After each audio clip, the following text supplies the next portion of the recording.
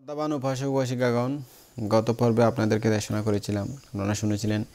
গৌতমী সকলের কাছ থেকে বিদায় নিয়ে তার সঙ্গী সাথীরা সহ সকলে পরিনির্বাণে যাওয়ার জন্য প্রার্থনা করলেন। তারপর কি হলো শুনুন।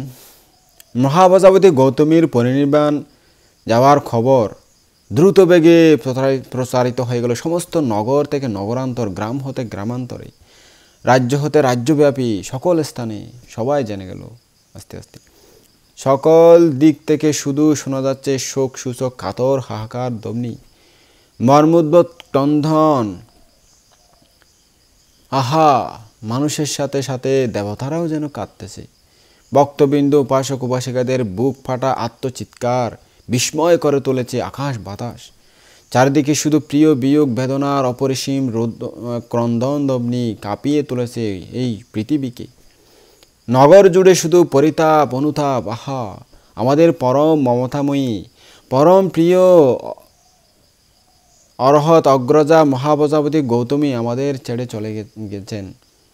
শোকে দুঃখে প্রিয়জন হারানোর ব্যথায় ঝড়ে কবলিত শিকড় ছেঁড়া গাছের ন্যায় বিহ্বলিত মানুষ বেহুশ হয়ে পড়ছেন, জ্ঞানহারা হয়ে যাচ্ছেন অনেকেই শ্রদ্ধা ও দুঃখের কারণে। হাজার হাজার উপাসক উপাসিকা ধর্মপ্রাণ মানুষজন বুক চাপড়িয়ে আহাজারি করতেছেন।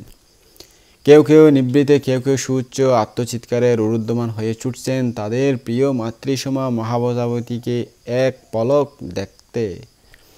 হতবিহ্বল জনতার দুঃসহ পরিতাপ। হায় হায়, আমরা মহাপ্রজাপতি গৌতমীকে হারাতে যাচ্ছি। তাকে আর আমরা দেখতে পাবো না, কোনো দিনও না। যাকে এতদিন সেবা করেছি, যার উপদেশ শুনে নিজেরা ধন্য হয়েছি, সেই মহানুভব অগ্রজা আমাদের ছেড়ে চলে যাচ্ছেন। কেন এত নিষ্ঠুর, কেন এত দুঃখময় এই সংসার? দেবতারাও বিলাপ করতেছেন মানুষের মতো, কিন্তু শোনা যাচ্ছে না।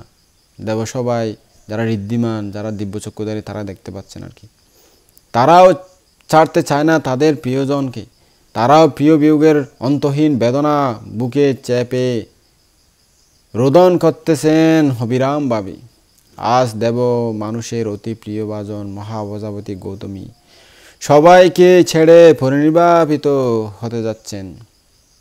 তাই আকাশে বাতাসে বিদায়ের বিষাদ বেদনামাখা সুর লহরী বেজে চলেছে অবিরাম, আর ছড়িয়ে পড়েছে নগর গ্রাম প্রান্তর প্রান্তরে। চারিদিকে শুধু বেদনা বিষাদের দীর্ঘশ্বাস। রোরুদ্ধমান জনতাকে সান্ত্বনা জ্ঞাপনের মহতি উদ্দেশ্যে মহাপ্রজাপতি গৌতমী সবাইকে ধর্মোপদেশ দানে অগ্রগামী হলেন। তিনি দীপ্ত কণ্ঠে সবার মঙ্গলার্থে ধর্মোপদেশ দিয়ে বললেন, আলাং পুত্থা বিষাদেনা মারা পাসাদানু রাত্তিনা অনিচ্ছাং সাংকাতাং সাব্বাং বিয়োগান্তোয়ানা চালা চালা। হে দায়িক দায়িকাগণ,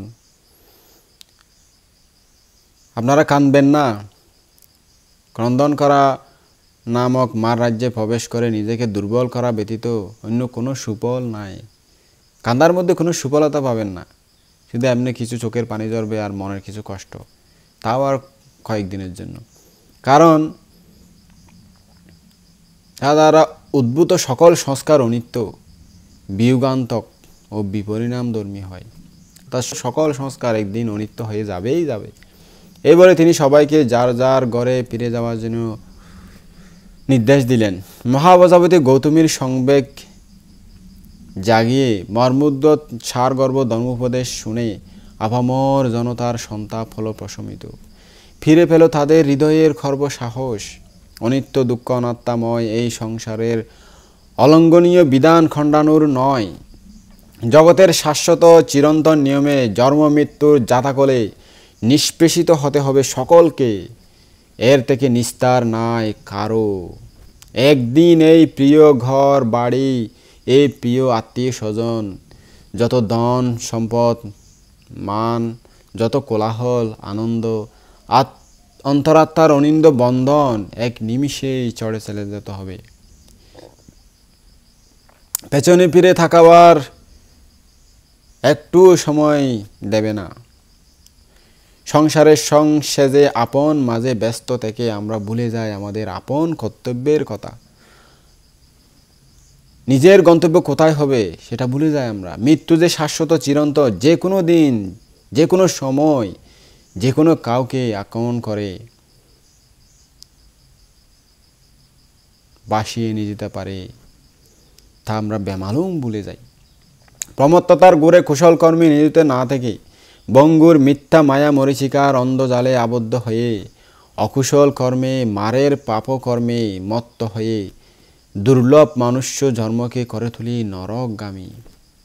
অস্থিতিশীল অবিদ্যা তৃষ্ণার অঙ্গারে প্রজ্বলিত হয়ে মিথ্যা মোহের আগারে সবসময় নিমজ্জিত হয়ে সত্য সুন্দরকে করি পদদলিত, ভুলে যায় মৃত্যু নামক নিশ্চিত গন্তব্যের কথা।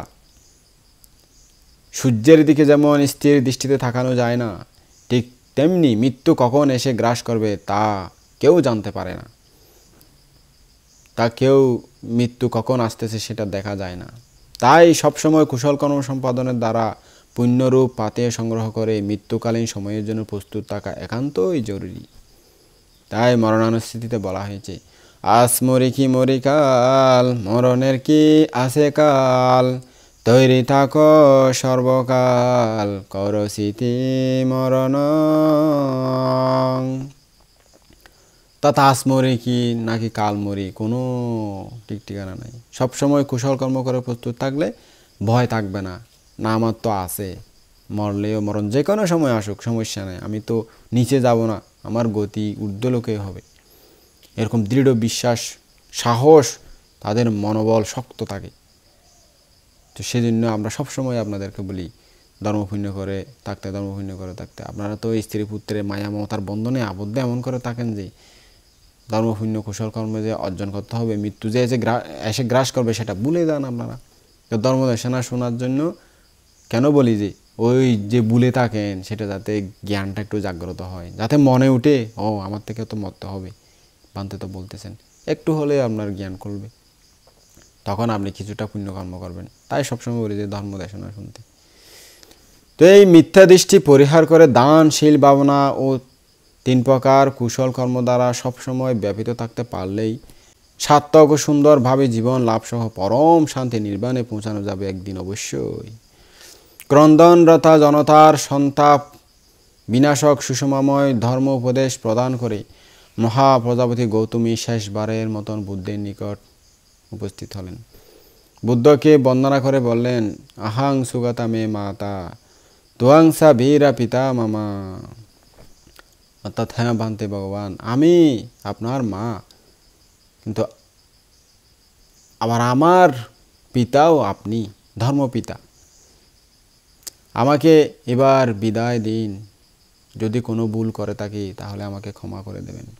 সঙ্গের কাছেও এবারের শেষবারের মতো অনুমতি নিলেন তিনি। তথাগত সম্মুখ সম্বুদ্ধ শেষবারের মতো মহাপ্রজাপতি গৌতমীকে পরিনির্বাপিত হওয়ার অনুমতি প্রদান করলেন।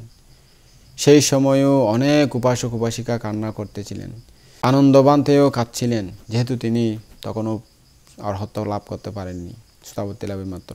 সবাই কাঁদছিলেন। আবার কেউ কেউ ভাবছিলেন, আহা, মহাপ্রজাপতি গৌতমীকে বুদ্ধ এত প্রশংসা করলেন, এত গুণ তার মতো একজন পুণ্যবতী গুণবতীকে আজ আমরা হারাতে যাচ্ছি। এরপর বুদ্ধ মহাপ্রজাপতি গৌতমীর উদ্দেশ্যে বললেন, থিনাং ধাম্মা বিসামায়ে ইয়ে বালা বিসাতিং গাতা তেসাং দিট্টিপাহানাত্তাং ইদ্দিং দাসাসে হি গৌতমী। অর্থাৎ হে গৌতমী, আমার মাতা, মূর্খদের, অজ্ঞানীদের, সন্দেহ চিত্তপরায়ণদের জ্ঞান বিশ্বাস ভক্তি শ্রদ্ধা জাগ্রত করার জন্য, তাদের চিত্তকে স্থির করার জন্য বুদ্ধ শাসন যে বিশুদ্ধ পবিত্র সত্যের মধ্যে স্থিত তা বিশ্বাস করানোর জন্য আপনি ঋদ্ধি প্রদর্শন করুন, ঋদ্ধি দেখিয়ে সবাইকে শ্রদ্ধায় শ্রদ্ধান্বিত করুন।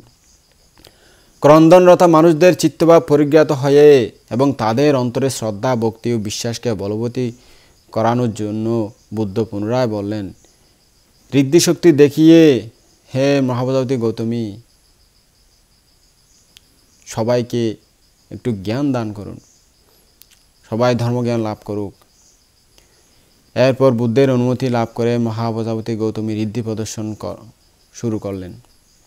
সবাই তাকিয়ে দেখল 120 বছরের এক বুড়ি মহাপ্রজাপতি গৌতমী আকাশে বাতাসে ঘুরে বেড়াচ্ছেন, উড়তেছেন। তার শরীর থেকে বিভিন্ন প্রকারের জ্যোতি বের করলেন, আগুন পানি বের করলেন। তারপরে সুমেরু পর্বতকে ছাতার ন্যায় হাতল বানালেন এবং মহাপৃথিবীকে ছাতার কাপড় বানালেন। তারপর ছাতা ধরে তিনি আকাশে শূন্যে চঙ্কমন করতে লাগলেন। তারপর তিনি একা হয়েও হাজার হাজার মহাপ্রজাপতি গৌতমীর রূপ ধারণ করলেন। আকাশে চড়িয়ে সবখানে শুধু মহাপ্রজাপতি গৌতমীকে দেখা গেল। কে আসল মহাপ্রজাপতি গৌতমী আর কে নকল তা কেউ চিনতে পারল না, চিনা যাচ্ছে না। সবাই দেখতে একই। দর্শক জনতা, শ্রদ্ধাবান উপাসক উপাসিকাগণ দাদায় পড়ে গেলেন, আসলে কোনটা রে, আসল কোনটা? আবার কিছুক্ষণ পরে শূন্যে বিলীন হয়ে গেলেন, তাকে খুঁজে পাওয়া গেল না। কোথায় রে, হঠাৎ কোথায় গেল? আকাশে বাতাসে দেখতে পাচ্ছি না। এভাবে নানা রকম ঋদ্ধি প্রদর্শন করার পর মহাপ্রজাপতি গৌতমী আকাশ মার্গ হতে পৃথিবীতে নেমে আসলেন। নেমে আবার বুদ্ধকে বন্দনা করলেন। তারপর বললেন, ভান্তে ভগবান, আমি 120 বছরের বৃদ্ধা। এতটুকুতে বোধ হয় অবিশ্বাসীদের অন্তরে বিশ্বাস জন্মানোর মতো আমি যথেষ্ট ঋদ্ধি শক্তি প্রদর্শন করেছি। আর মনে হয় বিশেষ ঋদ্ধি প্রদর্শনের দরকার হবে না। এবার আমাকে অনুমতি দেন। বুদ্ধ নীরবে অনুমতি প্রদান করলেন। ঠিক আছে গৌতমী, আপনার যথাবিরসী তা সম্পাদন করুন। এরপর 500 অর্হৎ ভিক্ষুণীগণও প্রত্যেকে আকাশে উড়ে উড়ে ঋদ্ধি প্রদর্শন করলেন, দেখালেন সবাইকে সদ্ধর্মে শ্রদ্ধান্বিত করার জন্য। এক একজন এক একভাবে 500 জন একসাথে উড়ে গেলেন। মনে হলো যেন পুঁতির মালা গেঁথে ফেললেন আকাশে, যেন তারকারাজি। ওহো, কি অভূতপূর্ব দৃশ্য! সেই দৃশ্য যারা দর্শন করলো তাদের চিত্তে সংবেগ উৎপন্ন হলো। তাদের প্রত্যেকের অন্তরে এরূপ অর্হৎ ভিক্ষুণী হবার অদম্য বাসনা, অদম্য ইচ্ছা আকাঙ্ক্ষা উৎপন্ন হলো। মহাপ্রজাপতি গৌতমীর মতো অগ্রজা উপাধি লাভের প্রবলবতী ইচ্ছা জেগেছিল অনেকের মধ্যে। কেউ কেউ এই দৃশ্য অবলোকন করে সংসার ত্যাগ করে মহান ভিক্ষুণী সঙ্গে আত্মোৎসর্গ করার সিদ্ধান্ত নিলেন। সেদিনের ঋদ্ধি প্রদর্শন লক্ষ কোটি দেব মনুষ্যের অন্তরে ধর্মজ্ঞান জাগ্রত হয়েছিল। এবার বুদ্ধ সকলকে অনুমতি দিয়ে বললেন, তোমরা অজ্ঞানীদের অন্তরালোকে যথেষ্ট জ্ঞান দান করেছ ভিক্ষুণীরা, অবিশ্বাসীদের হৃদয়ে বিশ্বাস জন্মিয়েছ। তোমাদের পরিনির্বাণ প্রাপ্তির সময় উপস্থিত কিনা তোমরাই তা জানো। যদি সময় হয়ে থাকে তোমাদেরকে আমি অনুমতি দিচ্ছি, তোমরা পরিনির্বাণে প্রবেশ করতে পারো। বুদ্ধের কাছ থেকে অনুমতি পেয়ে ভিক্ষুণীগণ বুদ্ধকে বন্দনা করে নিজের বাসস্থান অরণ্য বিহারের দিকে রওনা হলেন। বুদ্ধ নিজে মা মহাপ্রজাপতি গৌতমীকে অনেক পরিষদের সাথে নিয়ে অরণ্যের বিহার পর্যন্ত কিছু দূর এগিয়ে দিয়ে আসলেন। বিহার দ্বারে পৌঁছলে মহাপ্রজাপতি গৌতমী বুদ্ধের পাদমূলে মাতারকে শেষবারের মতো পঞ্চাঙ্গ বন্দনা করলেন। অন্য ভিক্ষুণীগণও অনুরূপভাবে বুদ্ধের পাদমূলে মাতারকে পঞ্চাঙ্গে বন্দনা নিবেদন করলেন। এরপর তারা সকলে আপন আপন আসন গ্রহণ করে অর্ধপদ্মাসনে বসলেন। ভিক্ষুণীগণ পরিনির্বাপিত হওয়ার জন্য সকল প্রস্তুতি যখন শেষ করলেন, তখনও বহু লোক বুক চাপড়িয়ে তাদের আবাসের দিকে ছুটে আসছিলেন। মহাপ্রজাপতি গৌতমী তার প্রধান উপাসিকার মাথায় হাত বুলিয়ে দিলেন এবং বললেন, উপাসিকা, আপনারা কাঁদবেন না। ক্রন্দন করা নামক মা রাজ্যে প্রবেশ করে নিজেকে দুর্বল করা ছাড়া আর কোনো সুফল পাওয়া যায় না। কারণ সব কিছুই একদিন অনিত্য, সকল সংস্কার অনিত্য, বিয়োগ একদিন হবে, বিপরিণাম ধর্মী সব সংস্কার। সুতরাং আমরা কিভাবে এর ব্যতিক্রম হতে পারবো? সবাইকে একদিন ছেড়ে চলে যেতে হবে। তিনি আরও বললেন, সমস্ত সংস্কার মাত্রই অনিত্য, আর অনিত্য মাত্রই দুঃখ, দুঃখ মাত্রই শেষ হয় কান্নার মাধ্যমে, যন্ত্রণার মাধ্যমে। যাও উপাসিকা, নিজের ঘরে ফিরে যাও। অতঃপর মহাপ্রজাপতি গৌতমী সবাইকে সান্ত্বনা দিয়ে বিদায় দিলেন। সবার কাছ থেকে বিদায় নিয়ে চললেন অন্তিম রাজ্যে 500 জন তেরি এবং মহাপ্রজাপতি গৌতমী সহ। তারা সকলে অষ্টসমাপত্তি ধ্যানে মগ্ন হয়ে রূপাবচর প্রথম ধ্যান থেকে উঠে নৈবসঙ্গা নাসাঙ্গায়তন ধ্যানে উপনীত হয়ে গেলেন। সেখান থেকে আবার নামলেন। নামতে নামতে আবার প্রথম ধ্যানে উপনীত হলেন। প্রথম ধ্যান থেকে ক্রমে আবার পৌঁছালেন চতুর্থ ধ্যানে। চতুর্থ ধ্যানে পৌঁছার পরে চতুর্থ ধ্যান থেকে মহাপ্রজাপতি গৌতমী ও তার 500 ভিক্ষুণী অর্হৎ তেরি পরম শান্তি নির্বাণ রাজ্যে প্রবেশ করলেন। তারা সকলেই অনুপাদিশেষ নির্বাণে উপনীত হলেন। ধ্যান আসনে বসা অবস্থায় মহাপ্রজাপতি গৌতমী সহ 500 জন তেরি পরিনির্বাপিত হয়ে গেলেন পরিপূর্ণভাবে। তাদের মহাপ্রয়াণের সাথে সাথে পৃথিবী ভূমিকম্পে কেঁপে উঠল। পৃথিবী থরথর করে কাঁপতে লাগলো। প্রচণ্ড ভূমিকম্পে বসুন্ধরা পুরো কাঁপতে লাগলো, যেন আকাশ ভেদ করে বিজলি চমকাতে লাগলো। আকাশ হতে পুষ্পবৃষ্টি বর্ষণ হতে লাগলো। সুমেরু পর্বত ছোট একটা খেলার পুতুলের নিয়ে দোলতে লাগলো। মহাসমুদ্র গর্জন করতে লাগলো। দেবতারা আকাশে স্থিত হয়ে কাঁদতে লাগলো। দেবতাগণও কান্না করলেও অনেক আর্য দেবতা সংবেগ প্রাপ্ত হলেন। আর্য দেবতাগণও বলতে লাগলেন, অরহৎগণও পৃথিবী ত্যাগ করে চলে যান। হায় রে এই পৃথিবী, হায় রে দুনিয়াদারি, কি আছে এই জগতে? এত ত্যাগী, এত মহান জ্ঞানের অধিকারী হয়েও এই পৃথিবীতে টিকতে পারে না, সবাইকে ছেড়ে চলে যেতে হয়। আর সাধারণ মানুষের কথাই বা কি? আমরা দেবতারা পৃথিবীর চেয়ে অনেক সুখকর জায়গায় স্বর্গে থাকলেও আয়ুক্ষয়ে একদিন আমাদেরকেও স্বর্গের মায়া ত্যাগ করে চলে যেতে হবে। সংবেগ প্রাপ্ত দেবতারা বলতে লাগলেন, অনিচ্ছাবত সংকারা যথায়াং বিলায়াং গাতা। সংস্কার ধর্মসমূহ অনিত্য, সংস্কার মাত্রই বিনাশশীল, ধ্বংসশীল। সব কিছু একদিন ধ্বংসেই শেষ হবে, সমাপ্ত হবে। দেবতারা এবং ব্রহ্মারা বুদ্ধের কাছে এসে নিবেদন করলেন, বান্তে ভগবান, আপনার মাসিমা, আপনার পালিকা মা এবং শাক্যবংশীয় 500 জন থেরি পরিনির্বাণ প্রাপ্ত হয়েছেন, বুদ্ধ জানেন। তারপরও তারা বুদ্ধের কাছে এভাবে সংবাদ দিয়ে থাকেন। তখন বুদ্ধ আনন্দকে নিয়ে অন্যান্য ভিক্ষু সংঘকে ডাকলেন এবং তাদের সঙ্গে নিয়ে বুদ্ধ নিজে থেরিদের অন্ত্যেষ্টিক্রিয়া সম্পন্ন করার উদ্দেশ্যে যাত্রা করলেন। বুদ্ধের মনোভাব ইন্দ্ররাজ বুঝতে পেরে চিন্তা করলেন, আমরা বুদ্ধের সামনে চুপ করে বসে থাকতে পারি না। আমাদেরকেও থেরিগণকে যথাযোগ্য মর্যাদা দিতে হবে, সম্মান দিতে হবে। এরপর দেবরাজ বিশ্বকর্মাকে আদেশ দিলেন, যাও 500 জন শাক্যবংশীয় তেরি এবং মহাপ্রজাপতির জন্য সুন্দর করে রথ তৈরি করো, সাজিয়ে গুছিয়ে। তেরিদেরকে বিশ্বকর্মা নির্মিত দৈব স্বর্ণ রথে তুলছেন। হাজার লক্ষ কোটি মানুষ দেবতার সমাগম। তাদের আর্তনাদে আকাশ বাতাস ভারী হয়ে উঠল। বিহুগলের করুণ সুর ধ্বনিত হতে লাগলো সর্বত্র। বৈশালী হতে সারনাথ, বারাণসী হতে কপিলাবস্তু, সর্বত্র করুণ সুর, শুধু নির্দয় হাহাকার। আকাশ হতে বর্ষিত হচ্ছে পুষ্পবৃষ্টি।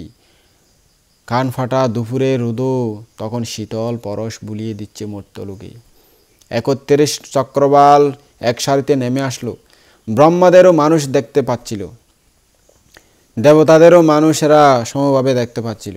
গ্রহ নক্ষত্র চন্দ্র সূর্য সব যেন মানুষের কাছাকাছি চলে এসেছিল। সব কিছুর আলো একসাথে জ্বলছে।